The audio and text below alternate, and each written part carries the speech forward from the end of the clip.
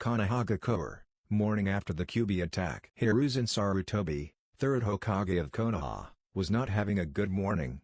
He sighed as he looked out of his office window at the wreckage caused by the Kyuubi last night. The beast had caused massive amounts of damage and killed many of their shinobi and civilians that were not able to get to the shelters fast enough. He rubbed the temples of his head and turned back to the office. It had been years since he last looked at the office from that side of the desk. He had given his hat over to Minato Namikaze years ago and had been proud of the man. He was with a heavy heart he was here today. Minato had given his life last night to seal away the Kyuubi within a powerful seal. While his sacrifice helped keep many from dying and possibly saved the village, he left a large problem. A soft giggle turned Hiruzen's attention to the far corner of the room. A small white cradle was placed there. Inside was a small blonde-haired child.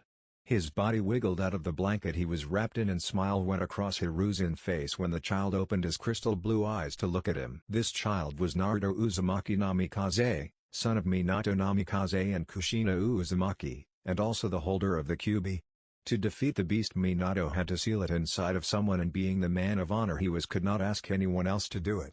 With a heavy heart he had chosen to seal the beast inside his newborn son. Hiruzen closed his eyes and shook his head to clear his thoughts. Last night he had told the council what had happened and he was not happy with the reactions.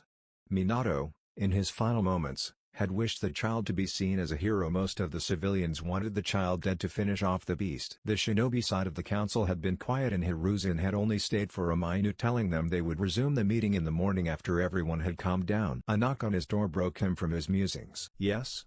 The door opened and revealed an Anbu dressed in all black. Gray armor could be seen behind the black cloak draped over their body.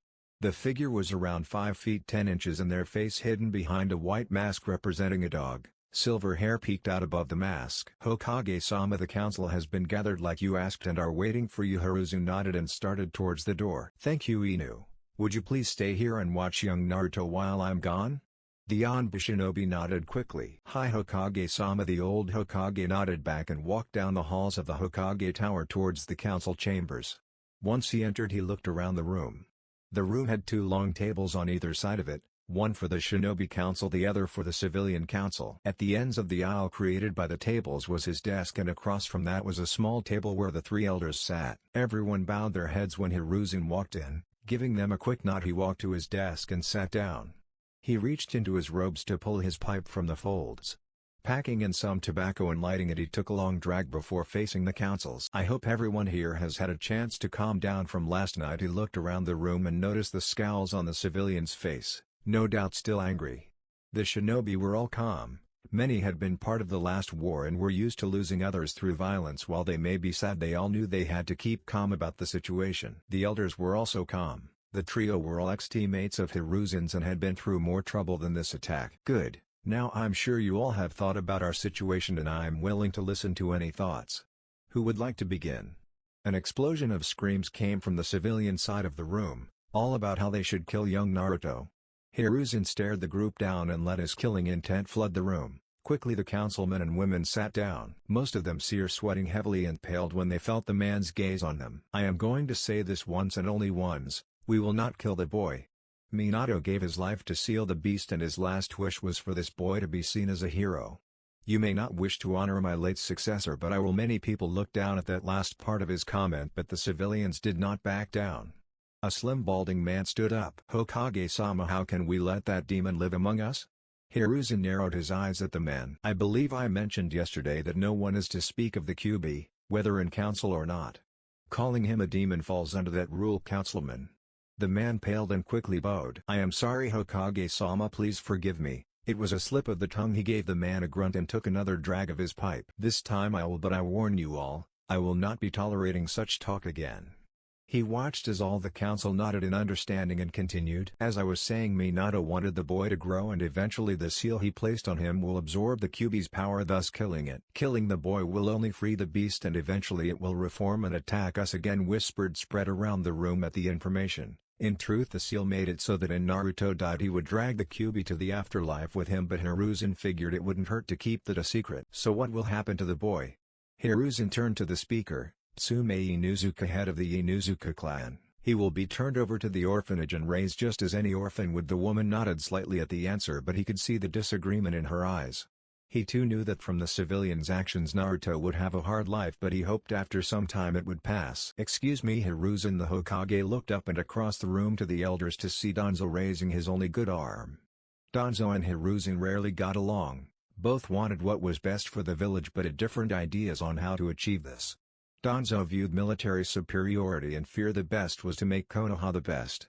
While Hiruzen agreed with some of Danzo's ideas, the two often butt heads. "Yes Danzo, do you have a problem with that?" Hiruzen had an idea of what Danzo would want.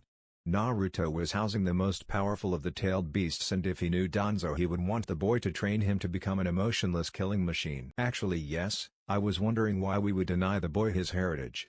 The entire room went silent, and if Hiruzen hadn't been prepared his pipe might have fallen right from his mouth. He stared Danzo down, trying to figure out where Danzo could be going with this, and he was curious about how Danzo knew of the boy's family. Before he could start to speak, Shikaku Nara cut in. "I'm sorry Danzo-san, but we're all under the impression that Naruto was an orphan." Many in the room nodded to that. Danzo just cleared his throat. "I never said the boy was not an orphan, merely that he had a heritage." "Hiruzen, you did say last night the boy was an Uzumaki, did you not?" Everyone turned to Hiruzen, who was taking a drag of his pipe. He had calmed down when he realized Danzo was talking about Naruto's mother, not his father. He still wondered what Danzo's plan was, but he would let this conversation go on for now. If it went well he could improve Naruto's life greatly. "Yes I did." "Then why is he not being named clan heir?"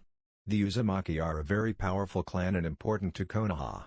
I see it as a slight to our friendship with them to dishonor a child from them." Whispers spread around the room and a civilian woman with long brown hair spoke up. "Excuse me Danzo-san, but I have never heard of the Uzumaki clan. If they're so important, why do none of us know of them?" Many of the other civilians nodded along to this, but Hiruzen decided to step in. "The Uzumaki clan were the founders of Ozushiogakuer, a village that unfortunately was destroyed many years ago in the Second Shinobi War. We had been in an alliance with them since the founding of our village. In fact, the first Hokage, Hashirama Senju, was married to an Uzumaki." Hiruzen watched as the civilians looked shocked at that piece of information. "The clan was well known for their skills in Fuinjutsu and Kenjutsu. In fact, Minato, my student Jiraiya and myself all learn most of our Fuinjutsu skills from Uzumaki scrolls." "If what you say is true, does that mean the boy is related to Tsunade Senju?" Seeing that her grandmother was an Uzumaki, the room turned their attention to Chosaki Michi. "To answer both of your questions, I only know his name from Minato. I have nothing to prove he is an actual Uzumaki." Danzo nodded. "Understandable, but I have an idea that may prove the boy is an Uzumaki, and if so I think we should give him all the rights of a clan heir." Hiruzen analyzed Danzo carefully. He still couldn't figure out what Danzo would get from all of this. If Naruto was named a clan heir he would be under the Shinobi Council, and Danzo had no power or influence there. "Why should we even check Danzo-san? Giving that boy a clan will only give him more power and allow the demon to kill us easier." A portly councilman slammed his hand to the table to emphasize his point, but Danzo didn't flinch as he answered. "Before Ozushiogakuer fell they asked Mito-sama to hold many of their scrolls. Those scrolls most likely contain the knowledge of the clan and can only be given to an Uzumaki. If the boy is named heir he will be given all of the scrolls and it will greatly improve Konoha in many ways." Hiruzen rubbed his chin as Danzo finished. The man made strong points, but he suspected there was another reason Danzo was doing this. "You make good points Danzo, so what is this way you thought of?" The room's attention turned to Danzo as he cleared his throat. "As I said, Mito-sama was in possession of clan scrolls. I assume that since the clan was so well known for their skill in Fuinjutsu, all of the scrolls are sealed with blood seals. We simply place some of the boy's blood on a scroll and if it opens there is no question about his heritage." Hiruzen took another drag of his pipe and thought out Danzo's idea. It had merit and it would prove to everyone Naruto was an Uzumaki without him having to reveal who Naruto's parents were. "I am curious as to everyone else's view on this idea. By show of hands, who thinks we should go along with Danzo's idea?" He watched as all of the clan heads and elders raised their hands. He mentally smirked at that, knowing the motion had passed. "All those against?" The civilians grumbled as they raised their hands. "Very well, I and the elders will go and retrieve a scroll from the Hokage vault. I will call all of you once we have found one and we will see if young Naruto's blood works. If so I will notify Tsunade, but knowing her I doubt she will come back to help raise the boy." Many nodded sadly at that, but Inoiki Yamanaka, head of the Yamanaka clan, raised his hand. "Excuse me Hokage, but why the vault? If it was Mito-sama's, then would they not be at the Senju compound?" Hiruzen had begun to clean out his pipe but looked up to Inoiki. "When Tsunade left the village I sealed all of the clan's scrolls in the Hokage vault for safekeeping. If she was to return I would hand all of it back to her. Of course he nodded and stood to leave with the rest of the council. Once the room was empty, save for the elders and Hiruzen, he stood and motioned for them to follow him. The small group walked down the hall to a set of stairs and began to travel down. After going down several flights they came to a door with two Anbu guarding it, both of their masks resembling birds but different paint lines on them. The shinobi immediately put the hands forward in a cross shape. After nothing happened, one of the Anbu turned and opened the door behind him. Hiruzen led the group down a dark hallway until they came to a massive set of steel doors. They were 8 foot tall and both looked to be 4 feet wide. The doors were decorated with what appeared to be vines across them. All of you are to turn around and not look at me while I open the doors. If I even think you are peeking I will be forced to kill you immediately. The trio turned around, none of them even flinched at the thought of death. Satisfied they were not looking, Hiruzen turned back to the door and channeled chakra to his hands. He then reached up and began touching specific vines. As he touched them they glowed green. Eventually all of the vines were glowing and the doors started to open inward. You may turn around now. The others turned and all of their eyes widened at the sight before them. The room was a large metal box that went farther back than they could see. The only light in the room was from glowing seals all along the ceiling. The three quickly followed after Hiruzen as he made his way down the aisle of bookcases. Their eyes wandered across the shelves as they passed. Plaques were placed on each shelf with different labels to let people know what they contained. Soon they came to the back of the room and they looked to see tall safes lining the back. Hiruzen walked over to one and began to twirl the dial on it. After a second he opened the safe and walked inside, flicking on a light as he did. Danzo inspected the room as he walked in. Shelves held multiple scrolls in the room and Hiruzen was facing the right side. When I placed all the scrolls in here I separated them from Senju and Uzumaki. The ones along this wall are all of the Uzumaki. The three nodded and looked at all the scrolls. Which one should we choose, Hiruzen? He shrugged his shoulders and looked at the scrolls in front of him. I have no idea what they hold, so we should choose a small one, that way we know it will not have much information on it. The three nodded and Koharu Utatane reached over to a shelf and picked up a small-looking scroll.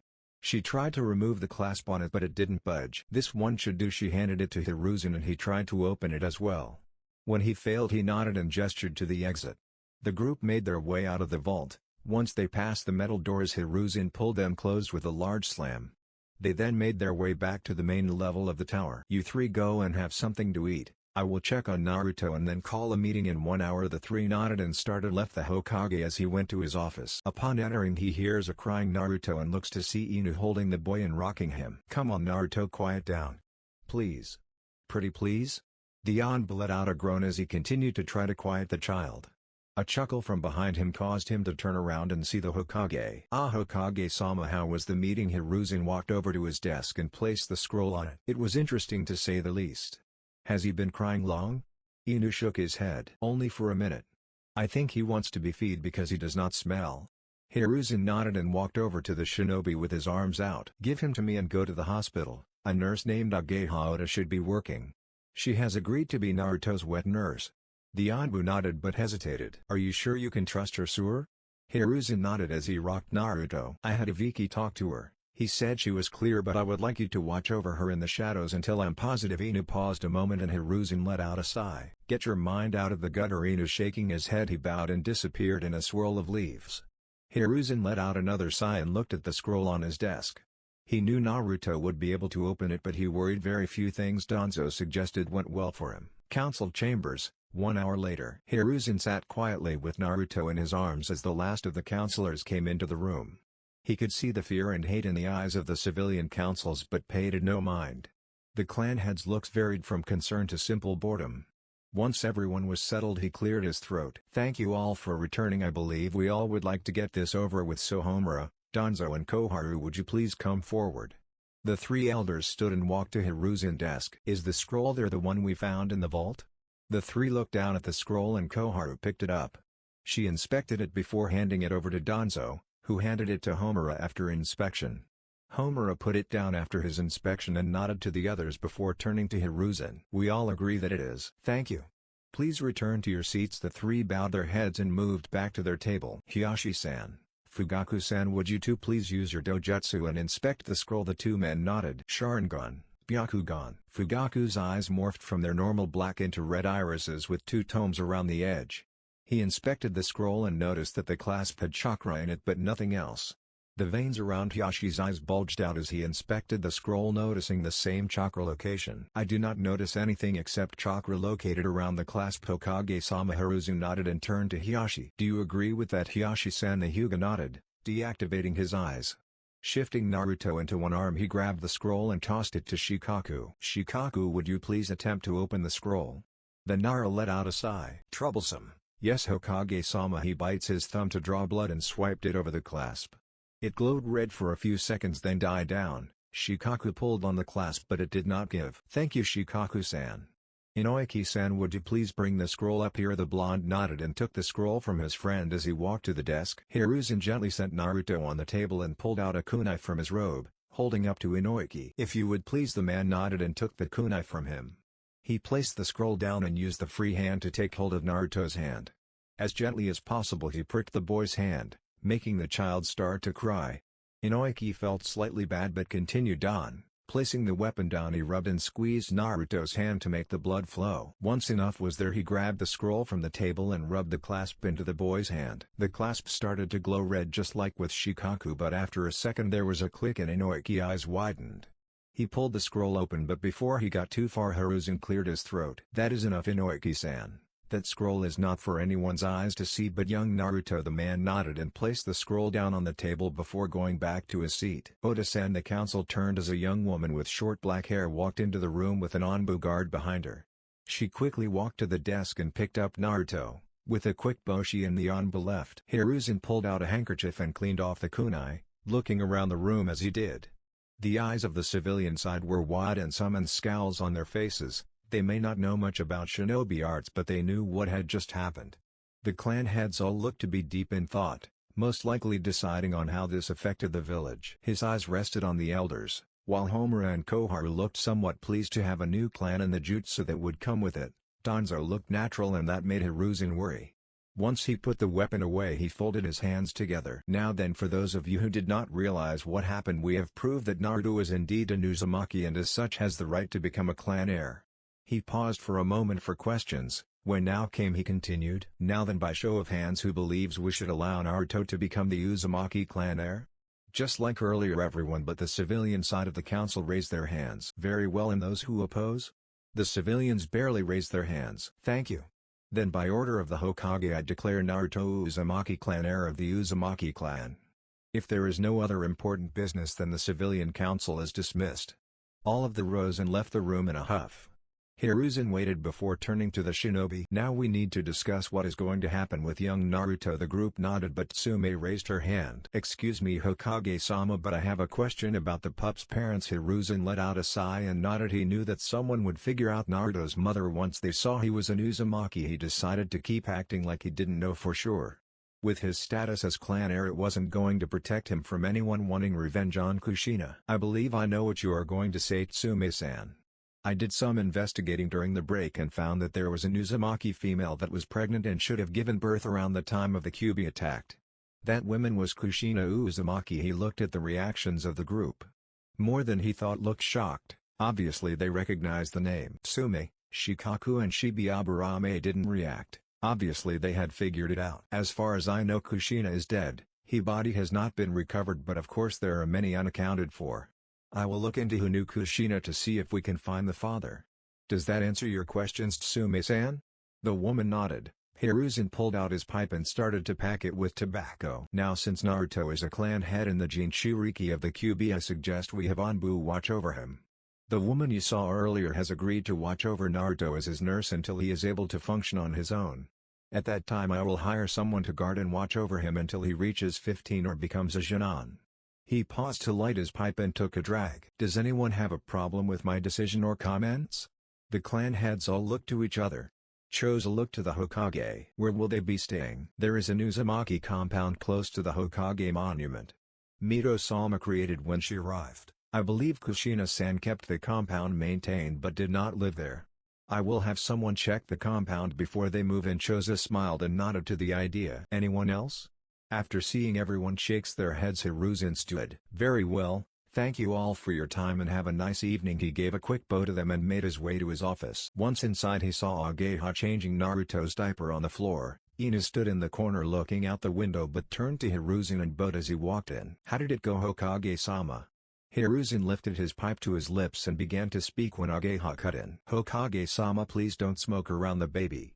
He quickly snuffed out the pipe and bowed to her. "My apologies, Ageha-san. I am not used to being around children." The woman nodded as she picked up Naruto and checked the bandages on his hand. "As I was going to say, Inu, it is decided that Naruto will be the Uzumaki heir." Ageha smiled and looked at the Hokage. "Does that mean I will be hired full-time, Hokage-sama?" He nodded as he sat down but looked at her with a serious face. "Yes, Ageha, but I must warn you, people are not accepting of Naruto. While I do not think they will resort to violence, your life will not be an easy one if you watch him." Inu watched the woman as she stared at the aged leader. "I am aware, Hokage-sama, but it is the right thing to do. I can't abandon a child in need for something he had no control over. It goes against every reason I have for being a nurse." The man gave her a small smile. "I hope others will see it like that too one day, but for now please be careful. I will assign some Anbu to watch over you and Naruto soon and have the Uzumaki compound ready for you to move into by tonight." The woman nodded and walked to the crib in the corner. "I will head home now and pack some clothes." She gave him a quick bow and rushed out the door, closing it behind her. Hiruzen turned to Inu. "What is your opinion of her?" Inu straightened up and walked in front of the desk. "She seems to be honest with her feelings. I had a clone hidden in the room when she came back with Naruto.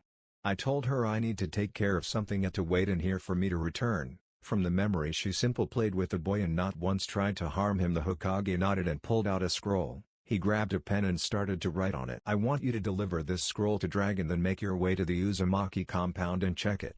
Inu took the scroll and looked at it. "May I ask what is in here, Hokage-sama?" "I am asking Dragon to find some Anbu he trusts to watch over Naruto until I deem it fit." Inu nodded and headed for the door. The man stopped and looked back at the cage. "The clan heads and elders know who his mother is. If you think that will help out with finding trusting Anbu, I want you to spread the information." "Is that wise, sir?" While Kushina-sama didn't have many enemies people could figure out the father. Hiruzen chuckled at the panic in his voice. "Don't fear, Inu. Even I didn't know they were a couple until they told me they were pregnant. I'm not sure how they kept the secret, but I believe it will be fine. This way some shinobi will be more likely to watch over him than hate him." Inu let out a long sigh and turned to the door. "I hope so, Hokage-sama. I really do." As he closed the door, Hiruzen turned to look at the village and spoke quietly. "I do to Kakashi." Below Konoha, Danzo made his way through the lower tunnels under Konoha. He had cleared these areas for his root unit. Root was something Danzo created to make the perfect solders, emotionless shinobi willing to give their life if need be for Konoha. Hiruzen had told him to disband the unit after the Third War, but he knew they were something Konoha needed. As he made his way to his office, two figures fell in behind him. Both were dressed similar to Abu troops, but only so if seen no one would think they were not. One wore a tiger mask while the other was bug-like. The two silently followed behind until they reached Danzo's office. Walking in, Danzo sat down and looked up at them. "I want a team to go to the Uzumaki compound. I am sure that Hiruzen will have someone check it out, but do a second sweep after they leave. Have a second team find and do a background check on the women who will be watching over the child. I want to make sure she is not working for anyone and has only the boy's best interest at heart." The two men nodded but stayed where they were. Danzo raised an eyebrow at them. "You have something to say?" The two exchanged a look before Tiger spoke. "Danzo-sama, we do not mean to question your judgment, but shouldn't we place some seals or something to monitor the boy?" Danzo chuckled. "No, I guarantee that eventually Jiraiya will look over the house, and if any seals are found he will start to look around, and we cannot afford that. Plus I have no interest in monitoring the boy yet." The men shared another look, but Danzo spoke before they had a chance. "If you are wondering why I did not try to bring the boy under my thumb, the answer is simple. Jinchuriki cannot have their emotions locked away like those I train. It is imperative they are in the right mind to keep the beast at bay." He leaned back in his chair. "I was truthful when I said I want the boy to learn all of the Fuinjutsu and skills of the Uzumaki. If he is raised to love this village, he will improve our military strength, and any children he has will only help us in the future. The Uzumaki were a feared clan. With the power of the Kyuubi in one, he will be stronger than any other Jinchuriki." The two nodded and bowed to Danzo. "Understood, Danzo-sama, we did not mean to question you." He waved his hand at the men and they disappeared from the office in a swirl of leaves. After they left, he opened a drawer on his desk and pulled a picture from it. It showed Danzo, in battle gear during the Third War, his sword strapped to his side. He was flanked by different shinobi also in battle gear, but a small smile crossed his face when his eye fell on a young woman. "I always repay my debts, Kushina." Konoha, 2 days after Kyuubi attack. Hiruzen nodded his head to the villagers as he passed by them on the street. The village was in good spirits despite the attack just happening, and it did his heart good to see smiling faces. He walked into the tower and made his way to his office, making small talk and exchanging pleasantries with the people there. He opened his door and walked to his desk. The morning's paperwork was already there and he let out a long sigh. Damn you Minato. He placed his hat on the table and began to look over the papers. He knew the next few days were going to be hell, but that was life. He pulled out his pen and began looking over all of the papers. After an hour there was a knock on his door. Come in. The door opened to reveal a tall Anbu wearing a detailed dragon mask walked into the room. Good morning Hokage-sama. Hiruzen nodded and placed his pen down. And a good morning to you, dragon. Is there something I can help you with? The man nodded and looked around the room. Clear the room. Two figures stepped out from the shadows in the corners and walked out the door. Dragon closed it behind them and walked to a chair in front of Hiruzen's desk. Ina gave me your scroll yesterday. I have no problem with losing a team for the boy, however I do have a question. Hiruzen leaned back into his chair. I will tell you anything I can, but know the details of the boy are S-class secrets. The Anbu nodded. Of course sir, Inu informed us that there is a chance this boy is Kushina-sama's child. Is this true? Hiruzen raised an eyebrow at the Anbu-sama. Dragon started to chuckle. She may not have ever been my superior sir, but I am aware of what her code name was. She deserves nothing less. That is good to hear, but yes, I am almost positive she is the mother.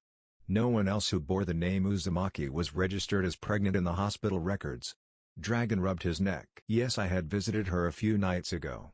She said the due date was soon, so it makes sense. I just wanted to be clear. He reached behind his back and pulled out a scroll. I went ahead and informed the others about the boy and asked the captains to volunteer for the assignment.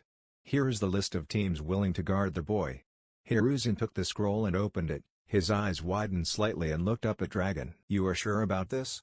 Dragon gave a stern nod. Hi. Most volunteered before I even asked, and after word spread he was Kushina-sama's son. The rest followed. Hiruzen chuckled. Well, I was hoping that at least a few Anbu would want to watch over the boy, but I didn't expect all of them.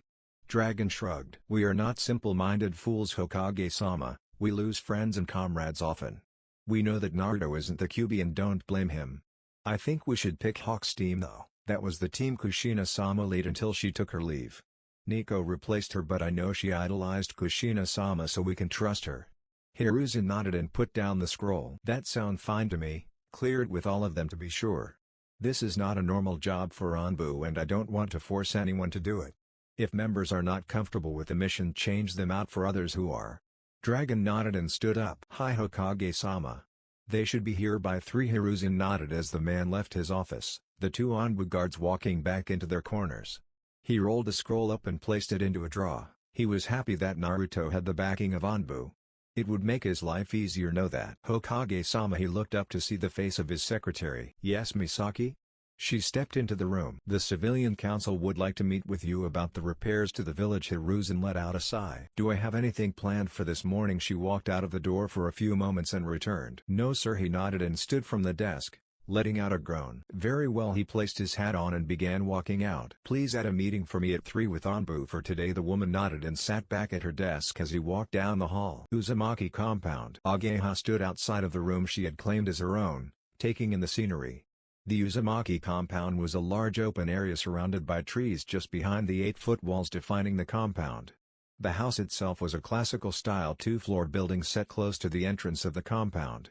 She guessed that was so people could train away from the house without fear of hitting it. Just behind the house was a lovely garden with a small koi pond, a stone table for outdoor use and, much to her delight, a medium-sized onsen. She turned back into the house and walked to check on Naruto, who was still asleep. Ageha-san. She turned to see Inu standing in the doorway holding some bags. Ah, Inu-san, thank you for getting groceries. I know it's asking a lot, especially of a Anbu. He placed them down at the door and shook his head. It was no trouble at all, I assure you, but I must be on my way now. She crossed the room and took up the bags. Of course, I'm sure the Anbu are very busy. He chuckled and shook his head. No, I just need to eat. The two-shirta laughed before she bowed to him. Again, thank you for your help. He waved her off. I was happy to. I know that a team of Anbu is being assigned today, so we probably won't be seeing each other again. He crossed the room as he spoke and looked at Naruto. Ageha had a feeling he was talking to the baby more than her, so she stayed quiet. After a minute he turned around and headed out the door. Goodbye Ageha-san. With a quick nod he disappeared as a swirl of leaves. She gave a small smile. "Goodbye Inu-san." Hokage office. Hiruzen looked over the papers in front of him when he felt chakra building and looked up as 4 figures appeared in his office. It was the Anbu he had been waiting on. Once they appeared they went down to one knee and bowed. Hokage-sama. Hiruzen looked over the shinobi in front of him. As the 4 stood to attention showing their mask to Hiruzen.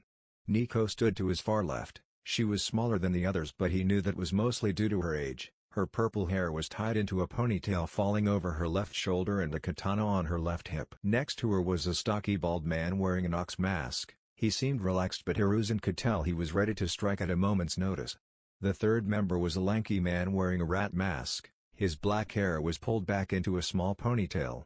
The final member was an average-looking man with short dirty blonde hair barely showing behind his hawk mask. "Please stand at ease." The 4 relaxed slightly but it was the best Hiruzen was going to get from Anbu. He pulled out his pipe and began to pack it. "Did Dragon explain the mission you have been chosen for?" Hawk stepped forward. "He did." Hokage-sama. Hiruzen nodded and lighted his pipe. "And you 4 are fine with a babysitting job?" He looked at the 4 as he took a drag of the pipe.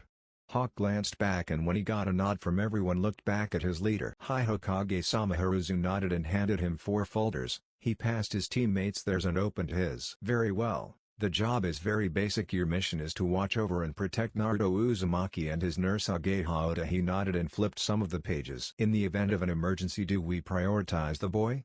Hiruzen took a puff of his pipe and let out a sigh. "Yes." Hawk nodded. He knew Hiruzen didn't like to put one life over another but in this event it was the right call. "How much of a presence should we be?" "Seeing as the boy is a baby and will not be active, I am fine with you being visible but masks stay on at all times. I am fine with you being somewhat relaxed as long as you stay alert." Hawk nodded. "Schedule?" "That is up to you and your team. Will you be escorting us there?" Hiruzen shook his head and handed him a scroll. "No, I am too busy right now. Go when you are ready and hand this to Ageha-san." The man took the scroll and bowed. "Will do." Hokage-sama. The other 3 bowed and then all of them disappeared in swirls of leaves. Uzumaki compound. Ageha sang softly to Naruto as he was feeding and mental went over supplies she needs to get. The house was full furnished and she had some food for a day or 2 but she needed the rest of her clothes and bath supplies. She was broken from her thoughts when she heard a knock on the door. Adjusting the towel she moved to look through the peephole and saw an Anbu with a bird mask. "Who is it?" "Hawk of the Anbu. We are the team sent to watch over you and young Naruto Oda-san." She cracked the door open slightly and looked at the man. "Hawk-san, could you give me 1 minute? I am in the middle of feeding." The man nodded. "Of course, please take your time." She smiled and moved into the living room. Sitting on the couch she made sure she was covered. "You may enter." Hawk-san. The 4 Anbu walked into the house and looked at her in the living room. Ox quickly turned around to face the wall when he realized what she was doing. The others laughed at him. "I am sorry Anbu-san, I didn't mean to embarrass you." Ox cleared his throat. "It is fine ma'am." Hawk looked at Rat. "Take Ox and do a walkthrough." He nodded and slapped Ox on the shoulder as he passed letting him know to follow him. Hawk turned to Ageha and bowed. "Oda-san, as I said, I am Anbu Captain Hawk. This is my teammate Nico and the 2 that left were Ox, the shy one, and Rat. We have been assigned to watch over you and Naruto." He walked over and placed the scroll the Hokage gave him on the coffee table by her. "That is from the Hokage." She nodded and looked to Hawk. "So how will all of this work exactly?" Hawk walked over to a chair and sat down. He looked to Nico and gestured for her to sit. "At least 2 of us will be awake watching over you at a time. The Hokage is fine that we stay inside so we will act naturally around you so as not to make you uncomfortable. We will however be keeping our mask on and must go by our Anbu names." Ageha nodded as Naruto finished and moved her hand under the towel to readjust herself. "So we will basically be living together." Hawk nodded. "Yes, but I ask that you try not to get too personal with us. We of course have no problem being social but we cannot afford to reveal who we are and must stay away from too many personal questions."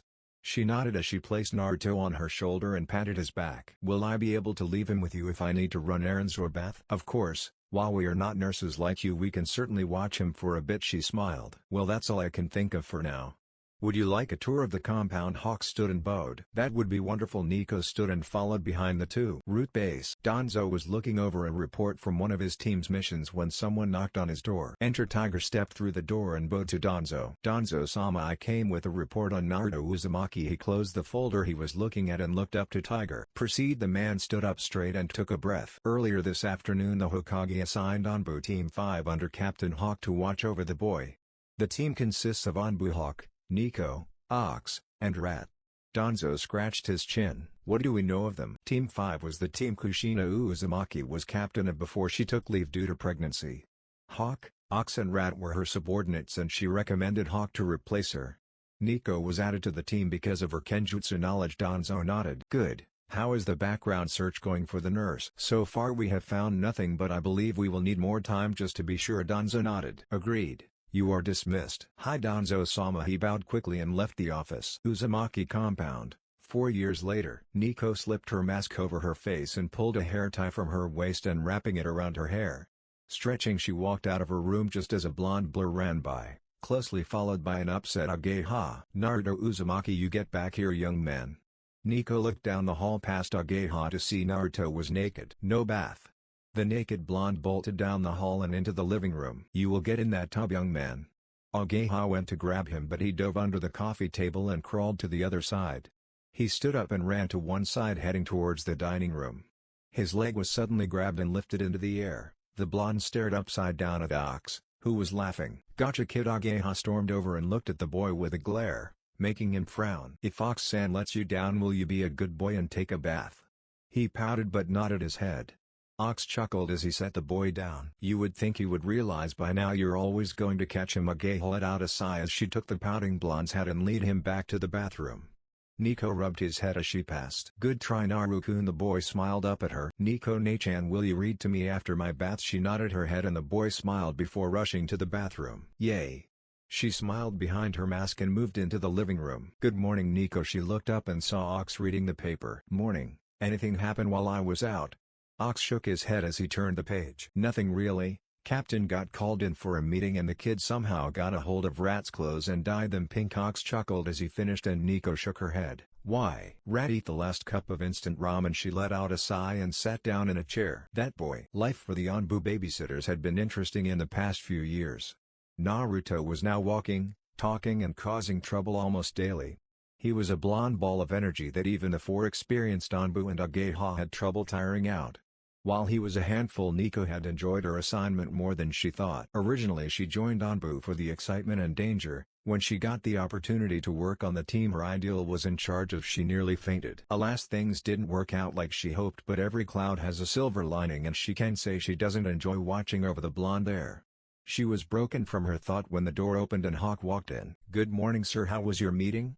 Hawk looked over at her and shook his head while letting out a long sigh. It was informative to say the least. I'm going to lie down for a bit. She nodded and looked to Ox. What was that about? He shrugged but kept looking at his paper. Not sure, but if it's important, he will let us know. She sighed and headed down the hallway towards the library to find something to read to Naruto when he was done with his bath. Uchiha compound. Fugaku Uchiha sat in a large room inside the Uchiha compound and ran his hand through his hair. He looked around the room at all of the clan members that were gathered with him. He and the clan elders had just broken the news that the village was investigating them for the Kyuubi attack. Apparently it is documented that the Kyuubi can be controlled by the Sharingan and many of the Uchiha were not present during the attack. Fugaku scoffed at that. Why should the village elite rush to their deaths when they had plenty of commoners to delay the beast? So what will we do, Fugaku-sama? He looked up at the man who spoke and let out a sigh. We are moving to a larger compound in the corner of the village for the time being. Many of the members were grumbling and scoffing at the news. One of the elders banged his hand on the table to get attention. This is an outrage. How can the village treat us, the most powerful clan in Konoha, like some kind of lepers? Many of the clansmen cheered the man on but stopped when Fugaku raised his hand for quiet. We will go along with this farce for now, but trust in me and the elder to find a solution. The men all looked around at each other but eventually all agreed to trust in them. Fugaku dismissed them all and when they were gone turned to the 5 elders. Fugaku, we should not be putting up with these. We helped found this village. We are the oldest remaining clan. They should be licking our boots in thanks for defending them. The others nodded along with the elder. And I agree, this act just proves that Konoha no longer cares for us and disrespects us. I have already ordered the military police to start investigating the other clans discreetly to find their weaknesses and to memorize any information they can on the non-clan shinobi. The elders smiled at his initiative. Good, but if we want to take our rightful place as the village leaders, we need more. A grin split across Fugaku's face and the elders looked confused. I already have thought of that. They looked between them before one asked. What do you have in mind, Fugaku? You all know my son Sasuke, correct? The man nodded. He is the same age as the Uzumaki boy. My plan is to have Sasuke befriend the boy and get him to justice. That way we will have the might of both the Uzumaki Fuinjutsu and the Kyuubi with us, the men gasped, and one elder quickly spoke. Won't Hiruzen and the others view this as us trying to control the Kyuubi like they accused? Fugaku started to chuckle. Who cares? He views that boy like a grandson, and since none of the villagers allow their children to play with him and the clan children stay amongst themselves mostly, he is alone. If he makes friends with Sasuke, Hiruzen wouldn't dream of breaking the child's heart by telling him to stay away. The elders' eyes all widened and smirks went across their faces. So Hiruzen will be powerless to stop us from gaining control of the boy. We simply have to put on a smiling face and welcome the boy with open arms. The others all nodded to his thoughts, but Fugaku cut in. We must wait a while before we start our plan. If we try this so soon after the move, I fear they will catch on to our actions. The elders all agreed. Their plans would take time to bear fruit, but it would be worth it in the end. Hokage office. 2 years later, Hiruzen was sitting in his office giggling as he read his student's prize book. Ever since he became the Hokage again, this was the only time he could enjoy the work of art and get some rest from that evil that is paperwork. His free time was interrupted when his office door flew open and a blonde blur flew towards him. Jigi. Hiruzen barely had time to put his book into the drawer before the blonde missile hit him in the chest. After a grunt of pain, he looked down at the whiskered face of Naruto. The 5-year-old gave him a big grin. Hi Gigi, the Hokage chuckled as he ruffled the boy's hair. Hello to you too, Naruto-kun. Naruto, what have I told you about running through the tower? The two males turned to see Ageha walking into the office. Naruto placed his finger under his chin and hummed. More than one? Ageha let out a sigh and shook her head. Hiruzen chuckled and placed the boy on the ground. So Naruto-kun, what brings you here today? The boy grinned and ran to Ageha and started digging in a bag she was holding. Soon he pulled out a piece of paper and brought it over to the man. I drew this for you. Hiruzen picked up the picture and smiled. It was a crayon drawing of him and Naruto together. It's very nice, Naruto-kun. Thank you. The boy beamed at the praise. Gigi, can you come get ramen with us? Hiruzen sighed and shook his head. I'm sorry Naruto, but I can't. Maybe next time. The blonde's smile faded some, but he hugged the Hokage leg. It's okay Gigi, I understand you're busy running the whole village. Hiruzen smiled and ruffled Naruto's hair. Thank you Naruto-kun, now go enjoy your ramen and tell Tuchi-san to put it on my bill. Naruto's eyes got wide and he ran to Ageha. Come on Ageha-chan, free ramen. The woman put her hands on his shoulders to calm him down. I need to talk to the Hokage about something, so you go ahead and I'll meet you there. The boy nodded and raced out of the room. Ageha shook her head and closed the door before walking to the desk. Hiruzen watched her carefully and noticed she seemed nervous. How can I help you Ageha-san?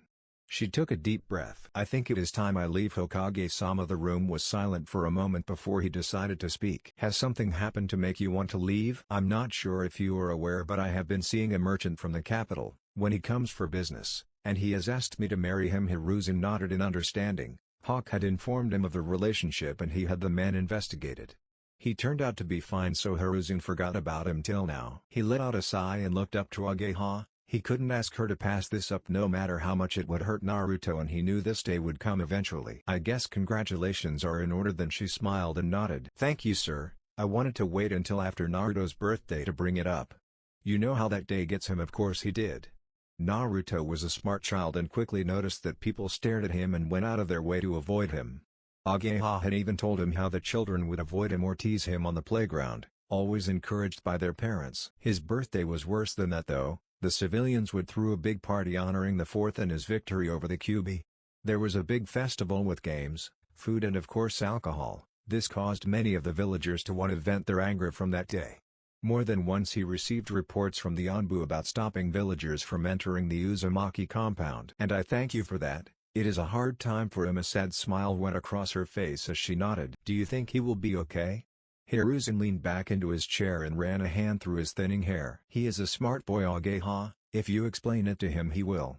He might be upset for a while but I'm sure he will forgive you. She nodded and quickly rubbed her eyes to keep from tearing up. Thank you Hokage-sama. You're welcome. When do you plan on leaving? Kenda-kun will be back in a week for business and I will leave with him when he is done. Hiruzen nodded. Alright. I will find someone by then to take your place. She nodded and picked up her bag and left the room. Hiruzen sighed as she closed the door. He pulled out his pipe and packed it with tobacco. Sparrow and Anbu stepped forward from the shadows. Yes Hokage-sama. Please find Hayate Gecko and bring him to the office. Hi. He disappeared in a swirl of leaves. Hiruzen started to work on his daily paperwork again while he waited for the men to return. After several minutes 2 men appeared before him. One was Sparrow, the other was a pale-looking man with his headband covering his whole head. The man stood about average height but his body seemed thin compared to most his age. "You called for me, Hokage-sama." Hiruzen pulled out a folder and passed it to him. "Yes, Hayate, I have a long-term assignment I was hoping you would take." Hayate looked surprised by that and opened the folder to see a picture of Naruto along with information sheets on him. "That is Naruto Uzumaki, I'm sure you recognize the name." Coughing into his hand he nodded. "Good. Naruto has been under the care of a nurse who recently became engaged and will be leaving Konoha. As such, I need someone to watch over him." Hayate closed the folder. "I mean no disrespect, Hokage-sama, but that doesn't seem like a job for a shinobi, especially a Tokubetsu Jonin." He started to cough as he finished. "Normally I would agree, however Naruto is a special case. Not only is he a clan heir but also the holder of the Kyuubi, so I need people that I can trust and could keep him safe if need be." Hayate placed the folder on the desk. "If that's true, who was watching him until now besides the woman?" The folder said she was a civilian. "I had an Anbu team watch over him, but he is growing up and I feel one skilled bodyguard would be enough." "I see." He brought his hand to his chin and began to think. "Was there a reason you picked me, sir?" Hiruzen nodded and pulled another folder out, opening it himself. "First, you are a skilled shinobi that has many successful bodyguard missions. Second, you are a kenjutsu specialist. I plan on giving Naruto his family scrolls soon and there is a high probability he will find ones on the Uzumaki sword style. I would like to have someone there to help him train." Hayate's attention perked up at that. Not many people in Konoha practiced kenjutsu and he knew of the Uzumaki style. "Third, it says in your file you were recommended to join Anbu but because of your chronic cough were unable to join." Hiruzen looked up to get a confirmation on that from him. "The person who recommended you was none other than Naruto's mother, Kushina Uzumaki. For that reason I know I can trust you to watch over the boy." He closed the file and waited for Hayate to process everything. "What will the mission rank be considered?" "It will be classified as a long-term B rank." Hayate nodded and closed his eyes and thought. "It's not a bad gig honestly, good pay, I stay in the village and it's not like the kid's a baby. Of course he is a kid so I'll have to pretty much raise him." He let out a sigh and opened his eyes. "Would it be alright if I sleep on this and tell you in the morning?" Hokage-sama. Hiruzen nodded. "Of course." Hayate. He stood and bowed to the Hokage before exiting. Hiruzen turned and looked out the window. He decided to give Naruto his family scrolls after Ageha broke the news to him she was leaving. It would be a minor thing to losing his mother figure but hopefully he could connect to his real family in some way. Konoha, Uzumaki compound. Naruto sat on the couch in his house barely reading the book in his hands. He wasn't in the mood to read. Yesterday Ageha, his nurse for 5 years, had left to the capital to get married and start a new life. He wanted to be happy for her but no matter how hard he tried he just felt sad.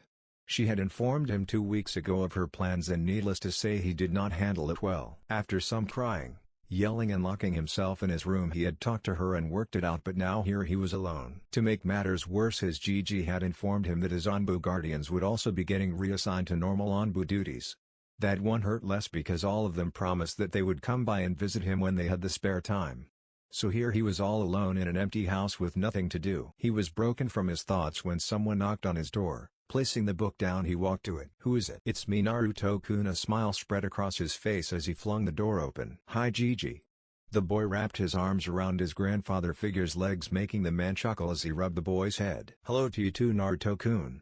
May we come in?" The boy let go of Hiruzen and looked past him to see a man standing behind him with a small smile on his face. He was wearing the normal Jonin attire Naruto had seen in the village but had the cloth of his headband unfolded to be a full bandana over his head. Naruto also noticed he had a blade attached to his hip. He stepped back and gave a quick bow, like Ageha had taught him to do when meeting people older than him. "Hello, I am Naruto Uzumaki." Hayate was slightly shocked at the boy's reactions. He knew that the Hokage was like a grandfather to him so the hugging he wasn't surprised by but the polite introduction was different. "It is nice to meet you Uzumaki-san. I am Hayate Gecko." "It is nice to meet you Gecko-san and you can call me Naruto if you would like." The man nodded. Naruto smiled and stepped out of the doorway so the two men could enter. While they walked past Naruto noticed the large scroll on Hayate's back.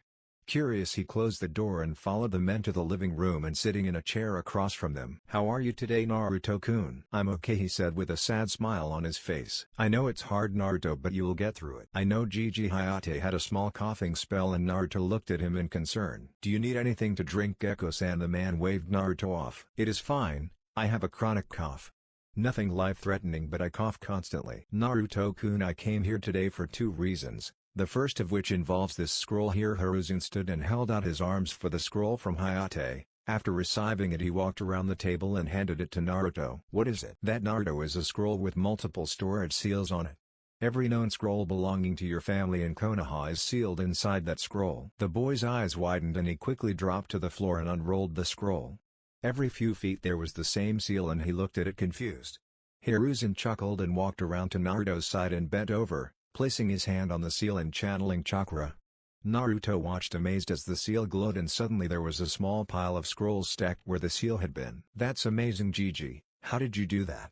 The aged Hokage smiled and placed his hand on Naruto's head. That, Naruto-kun, is something known as Fuinjutsu, a skill your family was very well known for. The boy's eyes sparkled with curiosity and wonder. Really? So can I learn how to do that? Of course, like I was saying, in this large scroll and dozens of these smaller scrolls and a few big ones.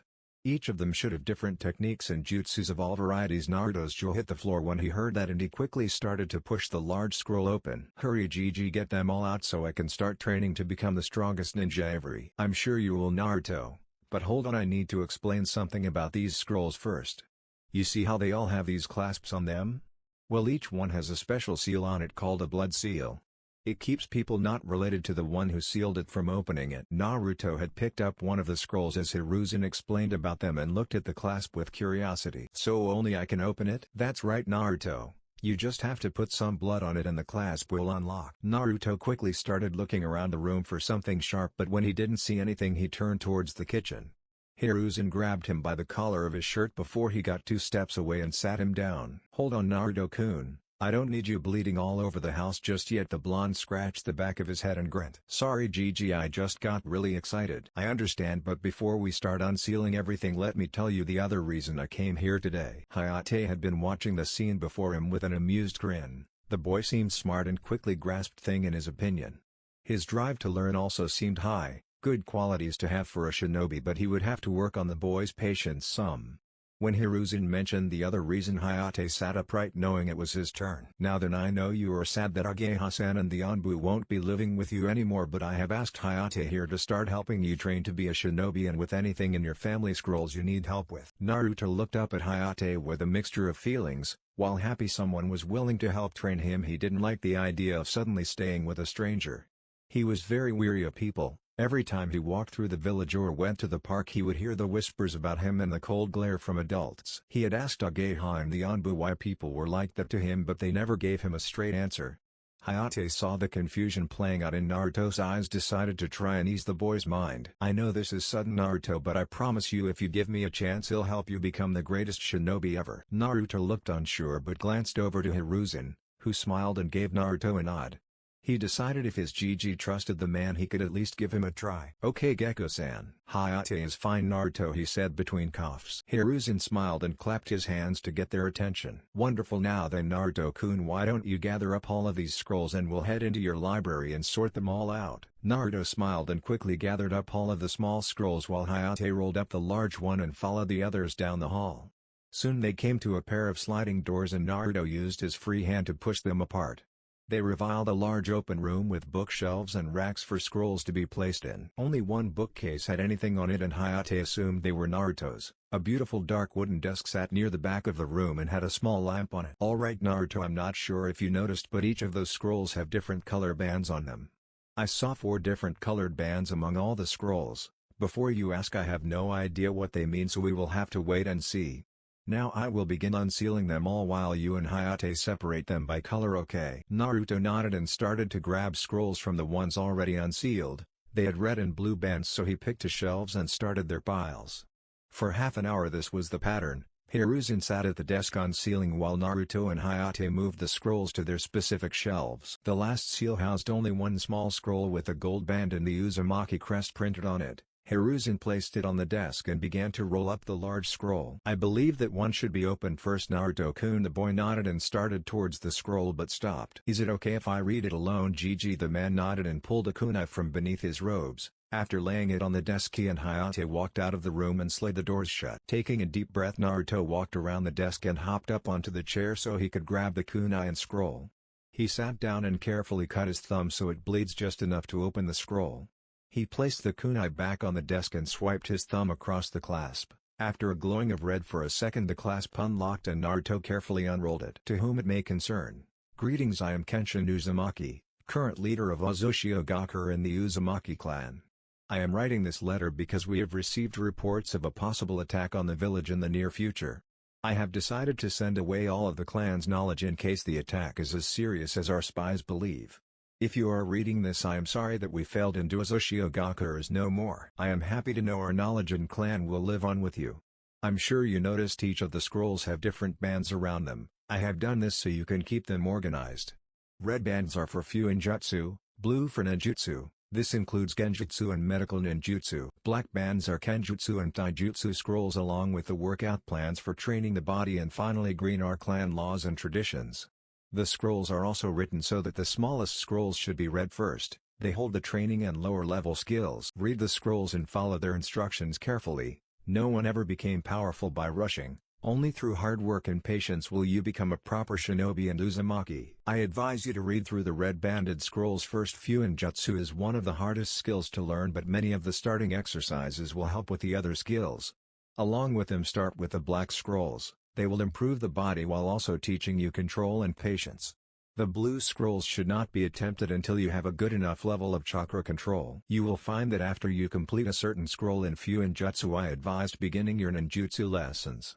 The green scrolls should be read during your training breaks or free time so you improve the mind while your body rests. While I am sorry I cannot be there to help you in your life, I have faith that you will use our knowledge to remind the world of the Uzumaki's power. Kenshin Uzumaki. Naruto broke into tears by the end of the letter. He wished he could have known the man or anyone in his family.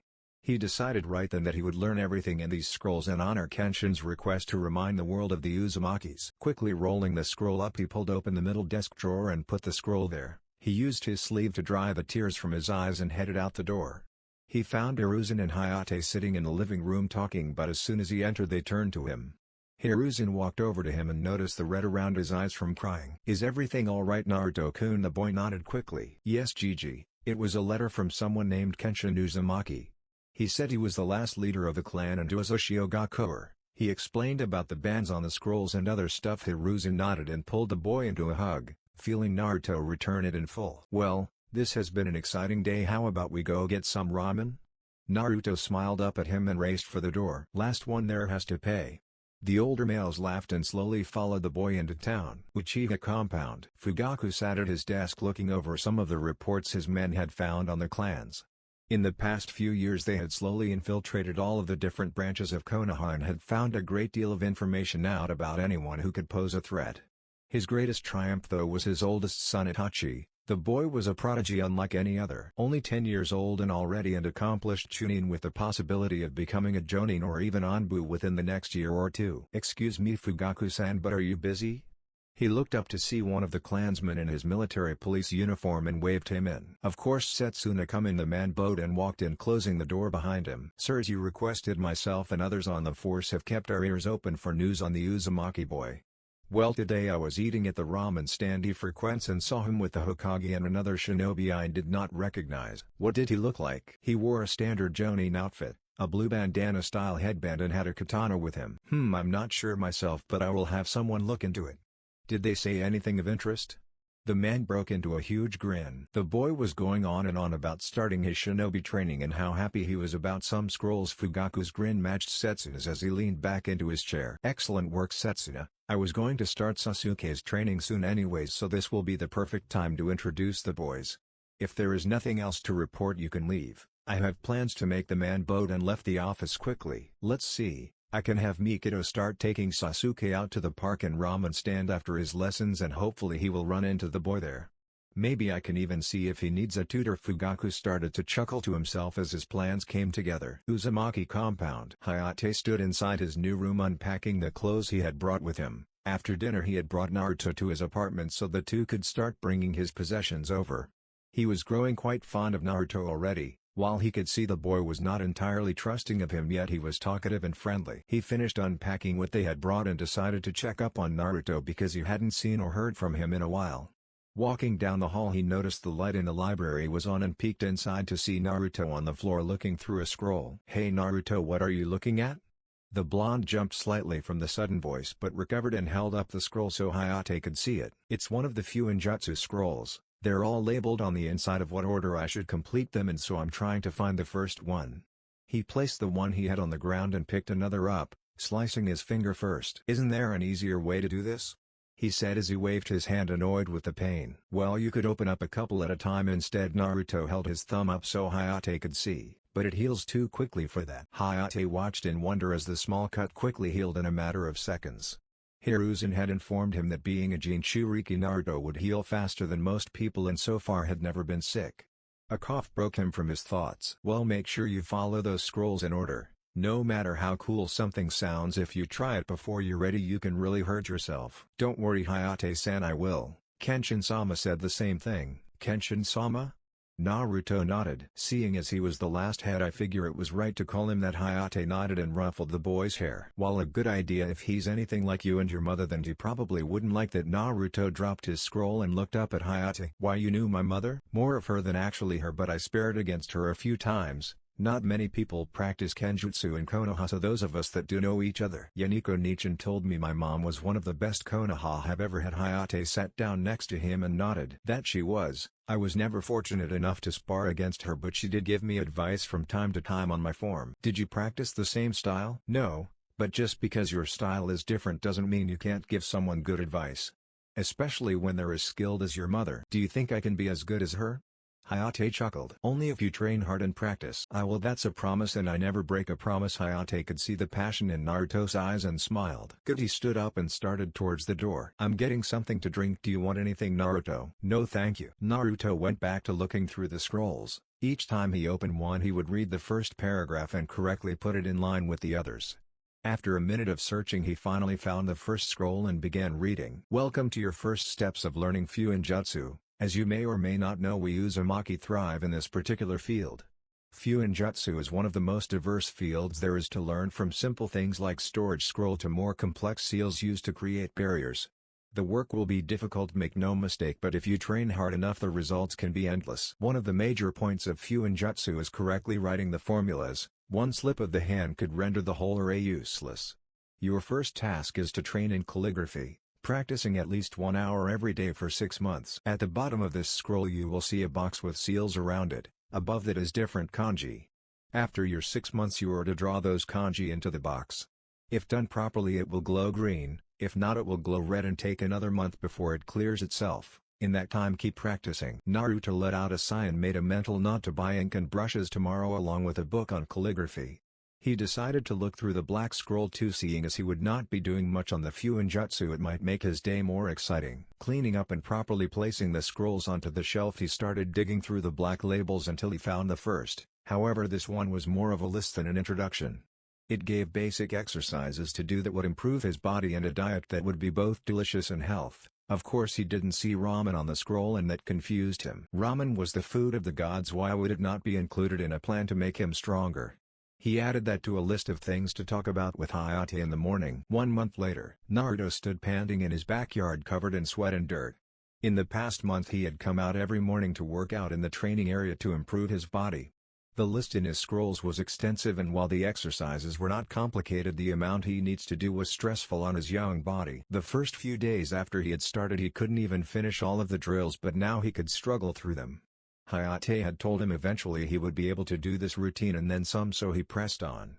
Grabbing his water bottle he walked back to the house for a shower and change of clothes. Ever since he got the scrolls and decided to show the world the greatness of the Uzumakis, his wardrobe had changed somewhat. Where he used to just wear random clothes that matched him, now wore navy blue t-shirts with red Uzumaki crests on the back along with black pants and a pair of black shinobi sandals. He had trouble at first getting the clothes because none of the tailors wanted to sew the symbol on the shirts, thinking it a symbol for shinobi. Luckily Hayate explained the symbol was Naruto's clan's and on the shinobi vest as a sign of remembrance. They still weren't happy about it but knew there was nothing they could do. Hayate and he had also started to get along better. While he was weary at first, his Nichin had told him she knew of Hayate and that he was a good man. So he started to open up to him and he to him. They weren't exactly close yet, but Naruto knew it was just a matter of getting to know him more before they trusted each other completely. After changing into his clothes he went into the library and grabbed his book on calligraphy. His lessons were going well according to his Gigi. who also studied the art, and he felt if he kept up with his pace he would definitely be able to pass when the 6-month limit was up. He collected the book, brush, ink and empty scrolls to write on and headed out the door towards the park. While his grounds were nice to train on, Naruto liked background noise while he worked. It provided an extra element to his training. Hiruzen told him that when working it wouldn't always be peaceful and he should get used to noise while he worked. Walking through the village, Naruto ignored the glares and whispers, though he still didn't understand why this happened every time he went through the village. Once he got to the park, he found a tree along the edge of the area and sat down, placing his things around him. Carefully he began going through his drills and slid his brush across that page. The hardest part of it for Naruto was keeping the pace. He wanted to go as fast as possible, but if he speeds up too fast he ruined the kanji and had to start again. "What are you doing?" Naruto looked up to see a boy his age standing in front of him. He was a fair-skinned child with dark black hair that stuck out behind his head and bangs that fell to frame his face. He was wearing a gray short-sleeve shirt with a high collar and dark blue shorts with matching sandals. He was looking at Naruto curiously. "It's calligraphy." The boy moved closer and squatted down to look at the scroll Naruto was working on. "What's it for?" "It's part of my Fuinjutsu training." The boy perked up at the word training. "Really? I've never heard of Fuinjutsu. Is it like ninjutsu?" Naruto smiled. "Kind of. It involves making seals to do cool stuff like storage scroll, exploding tags and other things." The boy sat down in front of Naruto and turned the scroll to look at it. "Cool. I'm training to be a shinobi to just like my dad and big brother." "Are your parents shinobi?" He watched as Naruto frowned. "My mom was, but both my parents are dead." The boy flinched at the news and looked down. "Oh, I'm sorry." They sat there for a minute in silence before the boy stuck his hand out. "I'm Sasuke Uchiha, by the way." Naruto smiled and took the boy's hand. "Naruto Uzumaki." "So what other stuff do you train in?" "My dad's teaching me in our family's taijutsu style right now." "Well, I don't have a style yet, but I train my body so I'll be in shape for when I go to the academy and will learn one there." "Cool." The boys sat and talked for a while about different things. Naruto was happy he was finally making a friend his age. It was going well until Naruto noticed a woman walking towards them. She had similar features to Sasuke, but her hair went all the way down to her shoulders. She wore a shirt the same color as his but a black skirt that went to her knees and a cream-colored apron over it. "Sasuke, who is your friend?" "Mom, this is Naruto. He wants to be a shinobi like me too. He's learning this thing called Fuinjutsu," the boy said excitedly to his mother. Naruto started to feel nervous when the woman approached. The few times he started talking to kids his age to make friends, they were always taken away when their parents saw who he was. He was surprised when the woman looked at him and smiled. "Well, that it is wonderful. I hear Fuinjutsu is a very tough thing to learn. You must be very smart." Naruto, the boy blushed slightly from the praise. Well, I just started so I'm not very good yet." "Well, still it is impressive to see a young boy learning such a difficult thing.